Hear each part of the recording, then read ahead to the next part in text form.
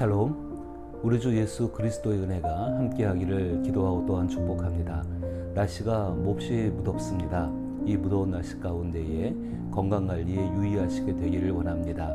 하나님의 날개 그늘 아래 피하면서 우리가 우리 자신의 건강을 위해서 여러 가지로 수고하는 것은 매우 필요한 일입니다.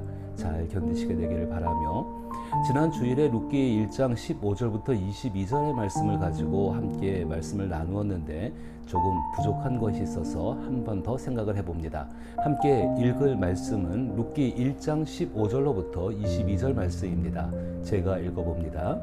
나오미가 또 이르되, 보라, 내 동서는 그의 백성과 그의 신들에게로 돌아가라니 너도 너의 동서를 따라 돌아가라 하니, 룻이 이르되, 내게 어머니를 떠나며 어머니를 따르지 말고 돌아가라 강권하지 마옵소서. 어머니께서 가시는 곳에 나도 가고 어머니께서 머무시는 곳에 나도 머물겠나이다. 어머니의 백성이 나의 백성이 되고 어머니의 하나님이 나의 하나님이 되시리니, 어머니께서 죽으시는 곳에서 나도 죽어 거기 묻힐 것이라. 만일 내가 죽는 일 외에 어머니를 떠나면 여호와께서 내게 벌을 내리시고 더 내리시기를 원하나이다 하는지라. 나오미가 룻이 자기와 함께 가기로 굳게 결심함을 보고 그에게 말하기를 그치니라. 이에 두 사람이 베들레헴까지 갔더라. 베들레헴에 이를 때에 온 성읍이 그들로 말미암아 떠들며 이르기를, 이가 나오미냐 하는지라. 나오미가 그들에게 이르되, 나를 나오미라 부르지 말고 나를 마라라 부르라. 이는 전능자가 나를 심히 괴롭게 하셨음이라. 내가 풍족하게 나갔더니 여호와께서 내게 비어 돌아오게 하셨느니라. 여호와께서 나를 징벌하셨고 전능자가 나를 괴롭게 하셨거늘 너희가 어찌 나를 나오미라 부르느냐 하니라. 나오미가 모압 지방에서 그의 어머니 모압 여인 룻과 함께 돌아왔는데 그들이 보리 추수 시작할 때에 베들레헴에 이르렀더라. 아멘. 오늘 저는 이 말씀을 하나님의 주권에 대한 느낌과 믿음은 쓰디쓴 시련을 견디게 한다라는 주제를 가지고 생각해 보고자 합니다. 우리가 룻기를 끝까지 읽고 묵상하고 나면 세 가지의 지혜를 얻을 수 있습니다. 첫째는 항상 존재하는 하나님과 사람과 하나님 말씀입니다. 세 가지는 항상 존재합니다. 하나님, 사람, 그리고 하나님 말씀. 둘째는 반드시 이루어지는 세 가지 사실이 있습니다. 반드시 이루어져야 하는 세 가지 사실은 하나님의 주권과 사람다움, 그리고 섭리를 통해 이루어지는 말씀입니다.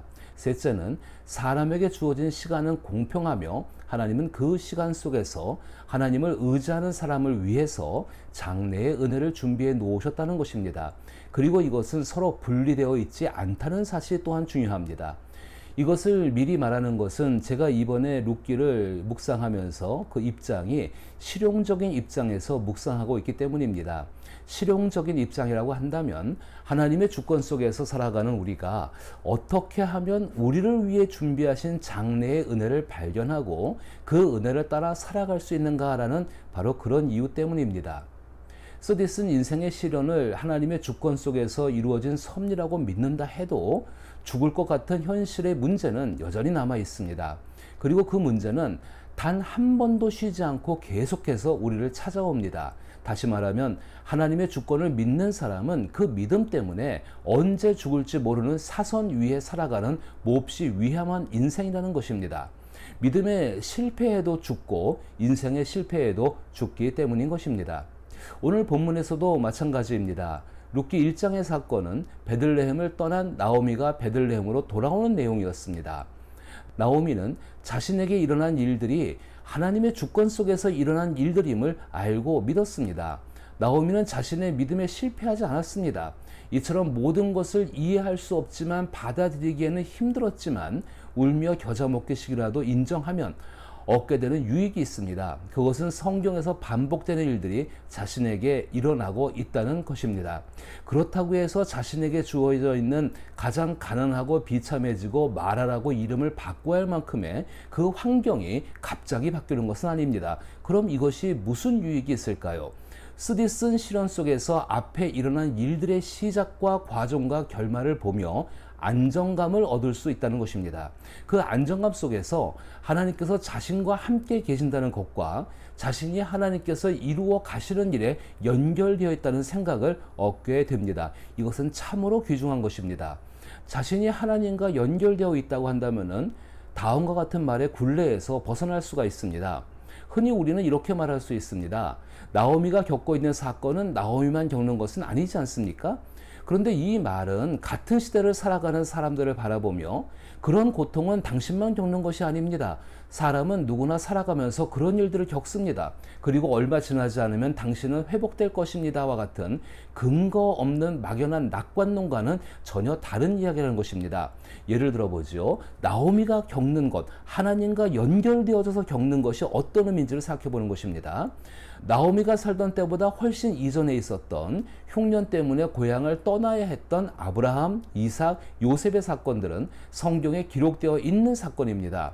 그리고 나오미는 성경을 통해 그 일들의 결말을 알고 있습니다. 그 결말을 읽으며 과연 나오미는 어떤 느낌과 믿음을 가졌을까요?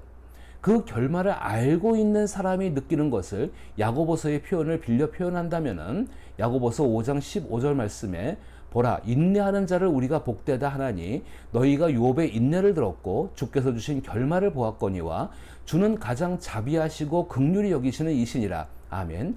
그런데 종종 우리는 이 말씀 가운데에서 인내라는 단어에 꽂히게 되어지고 인내하게 되면 복되다. 그래서 욥을 본받아서 인내하자로서 결말을 맺게 됩니다. 그런데 어느 사람이 그렇게 끝까지 인내할 수 있을까요? 아니, 한 걸음 더 나가서 그렇게 인내할 수 있는 원인은 어디에 있을까요? 야고보서 5장 15절이 말하고 싶은 것은 그 끝에 있는 주는 가장 자비하시고 긍휼히 여기시는 이시라는 사실입니다. 주는 가장 자비하시고 긍휼히 여기시는 이시니라. 바로 그 말씀 속에서 쓰디쓴 인생의 시련들 속에서 자신이 무엇을 해야 한다라는 생각은 부러진 다리를 가지고 계속 힘차게 걸어가려는 것과 같다는 것입니다. 쓰디쓴 인생의 시련 속에서 근거 없는 위로는 때로 마약과 같을 때가 있습니다. 거기에만 중독되고자 합니다. 쓰디쓴 인생의 시련 속에 가장 먼저 필요한 것은 안정감입니다. 그런데 인간의 감정을 뛰어넘는, 그것을 덮어버릴 수 있는 깊은 안정감은 하나님께로부터 나옵니다. 주는 가장 자비하시고 긍휼히 여기시는 이시다. 그런데 그분이 이런 시련을 주셨다라는 그 현실 앞에서 왜라는 질문보다 이런 시련을 주신 하나님이 가장 자비하시고 긍휼히 여기시는 분이라는 것을 마음에 담아 보십시오. 그리고 놀라서 울고 있는 젖된 아이를 달래듯이 자기 마음을 달래보십시오. 가장 자비하시고 긍휼히 여기시는 주께서 준비하고 만드셔서 주시는 결론이 있음을 기억해 보십시오.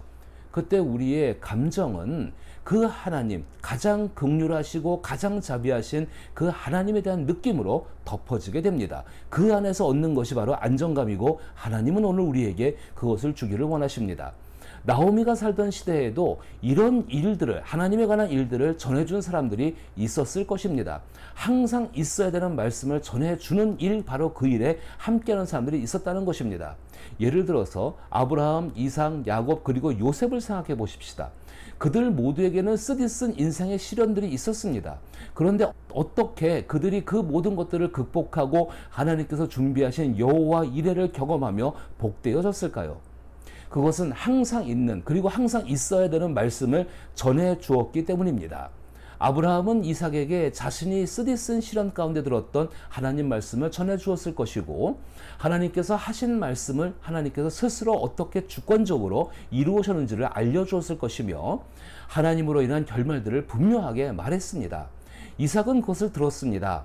그리고 그 말씀을 들은 이삭은 어떤 마음을 가지고, 어떤 느낌을 가지고 살았을까요?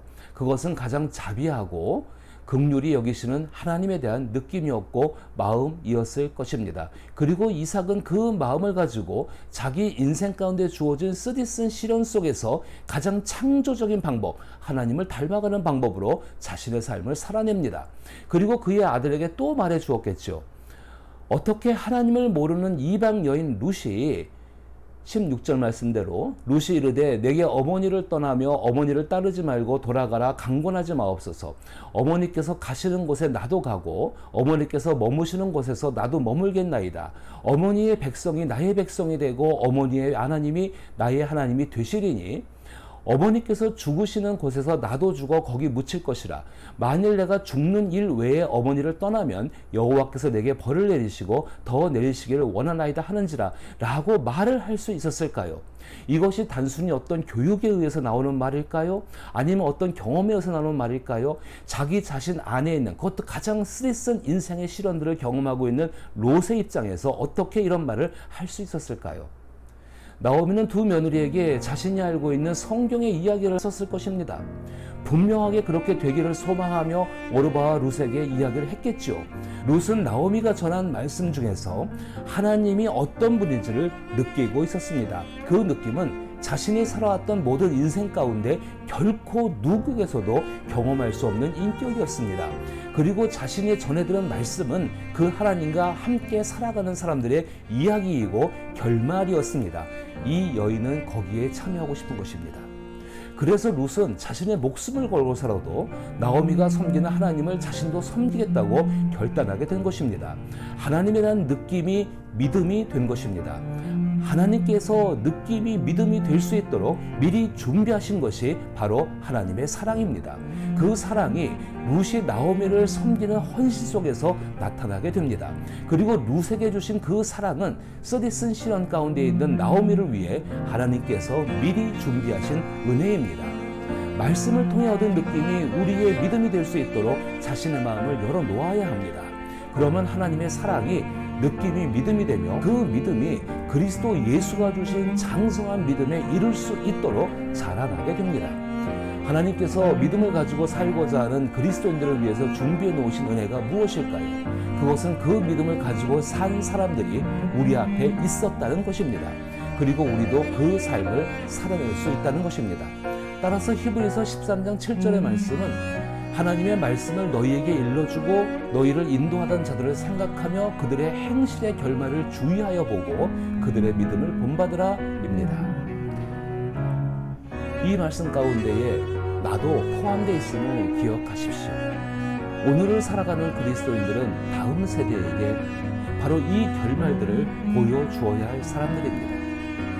하나님께서 우리의 삶 가운데에서 우리가 쓰디쓴 인생의 시련 가운데 있을 때에 하나님께 대한 느낌을 하나님의 말씀을 통해서 우리 가운데 허락해 주십니다.